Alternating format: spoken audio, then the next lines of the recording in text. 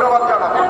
তবে আমরা একটা কথা বলি, এই পরিবারকে আমি সুয়েটের হাজার হাজার প্রকৌশলীদের এবং সুয়েট অ্যালামনাই সম্পাদক হিসাবে আশ্বস্ত করতে চাই, আপনাদের এই বিচার ব্যবস্থায় আমরা সব সময় পাশে থাকব। আপনাদের প্রয়োজনে এবং আমাদের সুয়েট অ্যালামনাই কর্মসূচি আমরা অতি সত্ত্বর দ্রুত বিচারের জন্য আমরা ঘোষণা করব। আপনারা সবাই ভালো থাকবেন। আমি আবারও অনুরোধ করব, আপনারাই সাংবাদিক, আপনারাই দেশের দর্শক, আপনারাই দেশের চোখ, আপনারা অবশ্যই এই প্রকৌশলীর মৃত্যুর সংবাদ এই রাষ্ট্রযন্ত্রের কাছে পাঠাবেন।